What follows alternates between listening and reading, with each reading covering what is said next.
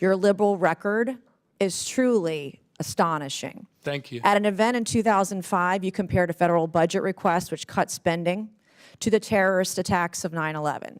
You raised taxes, tolls, and fees on your constituents 83 times as governor of Maryland, including increasing sales taxes, income taxes, the gas tax. You also created an array of new taxes on services for your constituents. And the number one public I'm schools in talking, I'm going to America. reclaim my time. I'm talking right now. I've not asked you a question yet, have I? No, I have not. No, you haven't. For your constituents, making your constituents, the people you served in Maryland, pay more.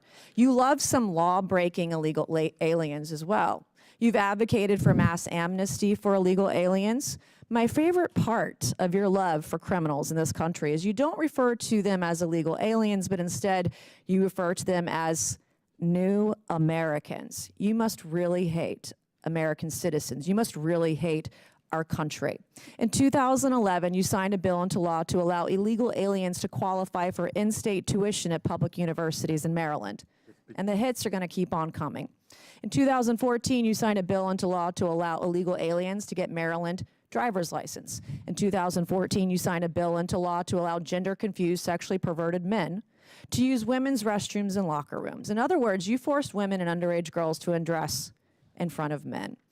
I could go on. Suffice to say, you're perfectly in line with the Democrat Party today and emblematic of why Democrats just can't stop losing elections. You are emblematic of why the Democrat Party has no dignity and no respect for women. You are emblematic of why Democrats don't put Americans first.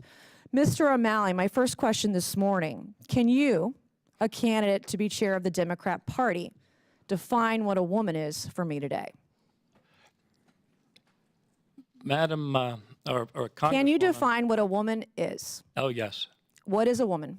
You're going to ask me to define what a woman Yes, is? I am right now. Well, I'm You talking, just said you could. Yes. Explain it to me. I'm talking to a woman right now, distinguished woman. What is a elected woman? Representative. What is a woman? I think you're kind of denigrating the purpose of this. What is it? You can't define what a woman is. All right. In an I'm effort to be married fair, to a woman. in an I effort have to be two fair and daughters who are unbiased, women. in an effort to be fair and unbiased, can you define what a man is for me?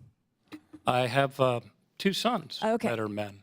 Yes, I have a can. series of yes or no questions. So the potentially future chair of the Democrat Party cannot define, let's for the record, Mr. Chairman, he cannot define what a woman is, and he cannot define what a man is. This is And you expect people in this country to follow your lead? I'm a woman who has broken so many glass ceilings in my life. The first Republican woman elected to Congress from South Carolina, the first woman to ever graduate from the Citadel of the Military College of South Carolina. I know what a woman is, and I'm going to protect every one of them. So I have a series of yes or no questions for you. Today, one of my Democrat colleagues yesterday stated a rape victim's fear of rape was just, quote, fantasy. Do you agree with this statement? Is a woman's fear of rape, being raped, a fantasy? Yes or no?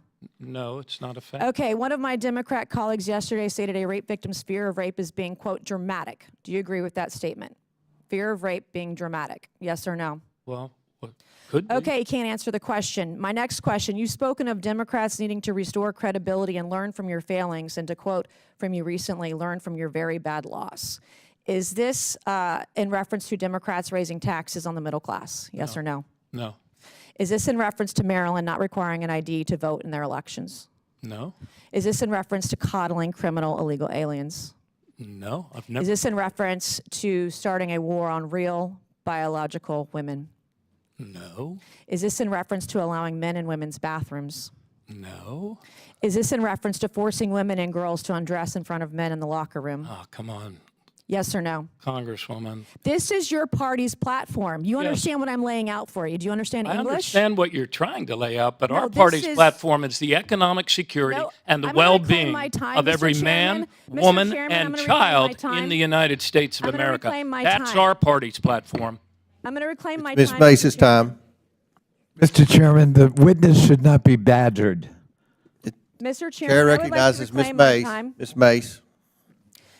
Just yesterday, only 2 Democrats voted with us to protect women in sports. This is your platform. You want boys and men women to be able to watch women undress in a locker room. So is your big loss in reference to taking away women's achievements in sports? I believe, Yes or no? No, I Is don't. your loss in reference to allowing men to take away women's scholarships, yes or no? Mr. Chairman, the gentlelady's time has expired. He took my time, Mr. Chairman. She had about 15 seconds that rolled around, so you got one time for one last question, Ms. Mace. Think hard. She asked the question. You have learned nothing from your own failings when you tried to run for president as a far-left progressive alternative to Hillary Clinton and dropped out after getting 0.5% at the Iowa caucus. So good luck with that, Mr. DNC Chairman. I yield Thank back. you. I appreciate your well wishes. Gentlelady yields back. Chair. Congressional oversight hearings serve as the primary stage for a high-stakes political audit, where the records of public officials are scrutinized against their current ambitions. On January 15, 2025, the House Oversight Committee highlighted this dynamic as Representative Nancy Mace confronted former Governor Martin O'Malley. To understand the 2026 political landscape, we must analyze the specific policy legacy of O'Malley's tenure and how it has become a central point of contention in the modern legislative debate over the role of federal and state governance. A central theme of this hearing was fiscal record examination. Representative Mace highlighted that during his time as governor of Maryland, O'Malley oversaw a significant expansion of the state's tax burden, including raising taxes, tolls, and fees 83 times. This included notable increases to the sales tax, income tax, and gas tax. From an educational perspective, this illustrates the high tax governance model, which proponents argue is necessary to fund essential infrastructure, education, and public services. Critics, however, view such a record as an undue burden on middle-class constituents, leading to a cost-of-living crisis. For the viewer, the takeaway is the taxation conflict, how a candidate's fiscal history in one state serves as a predictive metric for their potential leadership in national policy and their alignment with the broader American taxpayer. The discourse then shifted to immigration and linguistic policy, a debate that has only intensified in the 2025 to 2026 cycle. A major point of friction was the witnesses' use of the term New Americans to describe individuals that federal law and the current administration classify as illegal aliens. Legal education on this topic centers on the Immigration and Nationality Act, INA, which defines the status and rights of non-citizens. The hearing specifically examined the 2011 and 2014 Maryland laws that allowed undocumented individuals to qualify for in-state tuition at public universities and to obtain driver's licenses. This represents the state-level sanctuary model, where local governments provide benefits and legal recognitions to non-citizens that are not mandated and are often discouraged at the federal level. The latest updates from 2026 show that these incentive structures are under heavy scrutiny, with legislative efforts focusing on prioritizing federal resources for legal citizens. A particularly intense portion of the hearing involved the definition of gender and privacy. Representative Mace challenged the witness on a 2014 Maryland law regarding access to restrooms and locker rooms. From a legal standpoint, this relates to the ongoing national debate over the interpretation of Title IX. While previous administrations expanded Title IX protections based on gender identity, the 2026 standards have shifted back toward a biological reality model. The exchange where the witness was asked to define what a woman is serves as a classic example of ontological questioning in a political setting. By highlighting a witness's reluctance to provide a specific, biologically based definition, legislators argue that certain party platforms are increasingly disconnected from the lived experiences and privacy concerns of biological women and girls. The hearing also provided a platform to discuss institutional credibility and electoral accountability. Following the 2024 general election, both major parties have been forced to evaluate their social capital with the American electorate. The discourse during this hearing suggests that the 2025 to 2026 legislative era is one of ideological realignment.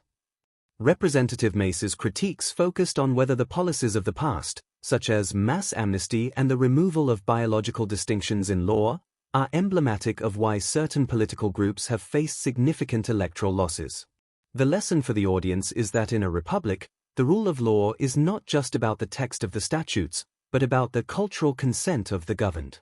If a platform is perceived as putting Americans last or compromising the safety of women in private spaces, It faces a rigorous accountability check during the oversight process. Furthermore, we must consider the administrative legacy of those testifying. O'Malley's record as governor and his more recent role as Social Security Commissioner provide a window into how progressive policies are implemented at scale. The hearing examined whether these policies, from Maryland's tax hikes to the coddling of criminals, represent a successful model for the nation or a warning of bureaucratic overreach. The 2026 data on state-level economic performance and migration patterns often serves as the empirical evidence in these debates. When citizens leave high-tax states for those with lower burdens and stricter enforcement of laws, it provides a market signal that legislators like Mace utilize to argue for a change in national direction. In summary, the January 2025 House Oversight hearing reveals a nation grappling with the legacy of progressivism and the future of the American identity. Whether it is debating the 83 tax increases in Maryland or the definition of gender in public spaces, every exchange is a lesson in how accountability is enforced in a divided government. These are not merely partisan talking points, they are the foundational debates that determine the legitimacy of our institutions. By understanding the link between past governance, linguistic definitions, and the separation of powers, viewers gain a clearer view of the legal and political standards that will define the American Republic for the next generation. Stay observant of these proceedings, as the oversight of today becomes the policy of tomorrow.